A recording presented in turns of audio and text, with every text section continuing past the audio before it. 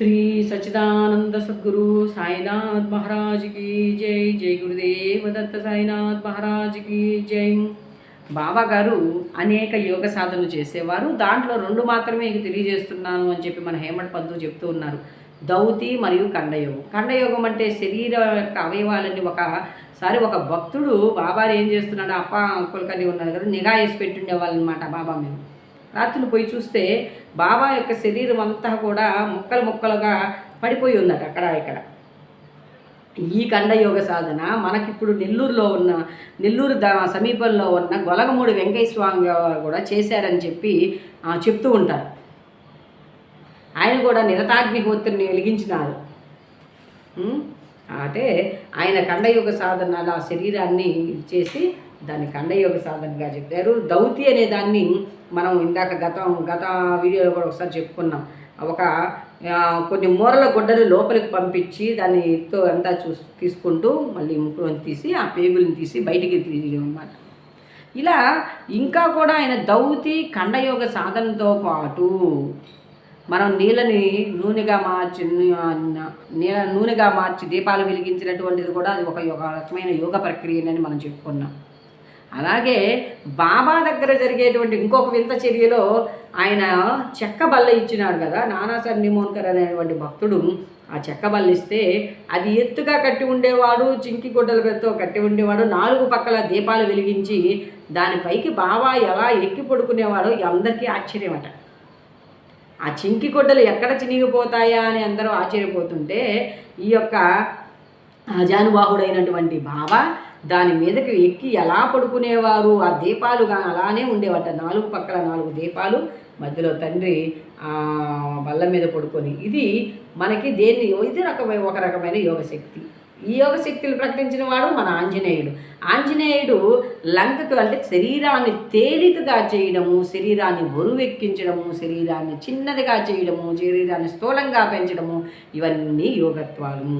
అలాంటి యోగ సాధనను కూడా మన బాబా చెక్కబల్ల కలిగిన ఆ చెక్కబల్ల ఎలా ఆయన బరువును మోసేది అంటారు. శరీరాన్ని ఒక భక్తుడు ఒకసారి బాబాని నేను బాగా ఎత్తుకొని తిప్పగలుగుతున్నాను, చేయగలుగుంటే ఒకరోజు రాయ అంటాడు. అంటే ఆ చేస్తున్న చర్య పట్ల అతనికి గర్వం పెరిగిందనమాట. అప్పుడు చూస్తే బాబాను కదిలించాలంటే 1 ఇంచు కూడా కదిలించలేడనమాట ఆ రోజు.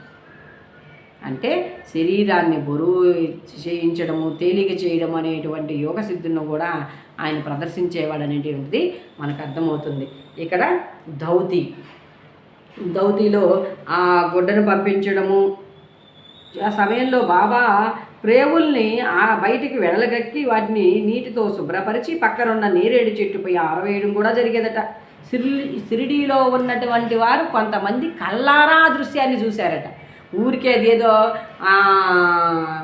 గాలి మాటలుగా వచ్చింది కాదు, ప్రత్యక్షంగా చూసి దాన్ని మన హేమంత్ పంతుకు తెలియజేశారు. ఇలా అది దౌతి అంటే అసలు ఏంటి అంటే 3 అంగుళాల వెడల్పు, 22.5 అడుగుల పొడవు గల గుడ్డను కడుపులో అరగంట వరకు ఉండనిచ్చి పిమ్మట తీసేదరు. కానీ బాబా చేసిన దౌతి చాలా విశిష్టమైంది. ఇది యోగ ప్రక్రియలో కూడా చేస్తూ ఉంటారు. లోపలికి పంపించి మళ్ళీ ముక్కులోంచి లాగడము చేయడము, ఇట్లా ముక్కులోంచి పంపించి లోపలికి నుంచి తీయడము. కానీ ఈయన లోపల ఉన్నటువంటి ఆ పేగుల్నే తీసి చక్కగా ఎండబెట్టి మళ్ళీ ఇచ్చేసేవాడు. అలాగే శరీరం అతుక్కుపోయిన ఆ భక్తుడు చూసి భయపడి అయ్యో బాబాకి ఏదైనా ఫస్ట్ చెప్తే నన్నే ఇచ్చేస్తారేమో నాయన అనుకుంటాడు.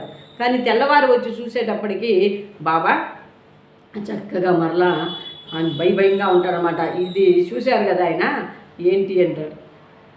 అట్లా అనేక రకమైనటువంటి యోగ చర్యలను ప్రదర్శించినటువంటి యోగీశ్వరేశ్వరుడు మన సాయినాథుడు.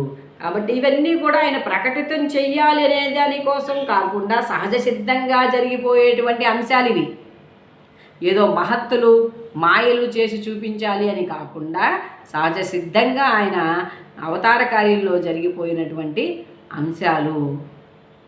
కాబట్టి వీటిని మనం చక్కగా గమనించుకుంటూ అందుకే ప్రతి ఒక్కరూ దయచేసి సచ్చరిత్ర చదవండి.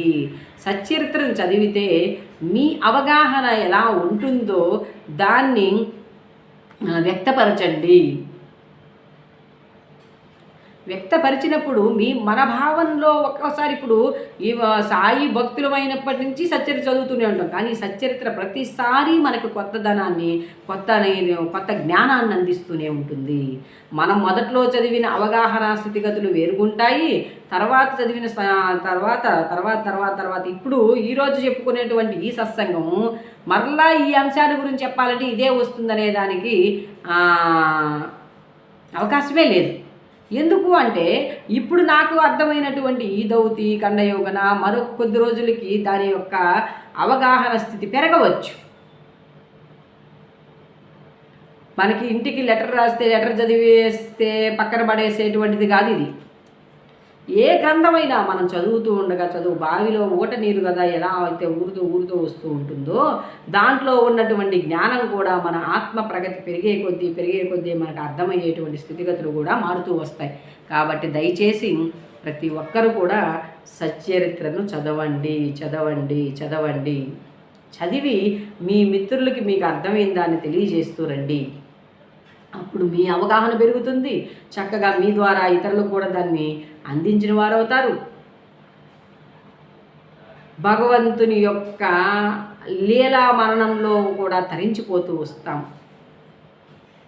కాబట్టి ప్రతి ఒక్కరూ సచ్చరిత్రను చదువుదాము, మన అవగాహన స్థితిగతుల్ని పెంచుకుందాం. ఇలా మనందరినీ ముందుకు తీసుకెళ్తున్నటువంటి ఆ సమస్త విశ్వగురువులకి హృదయపూర్వకమైనటువంటి ధన్యవాదాలు తెలియజేసుకుంటూ జై సాయిరామ్, జై సాయిరామ్.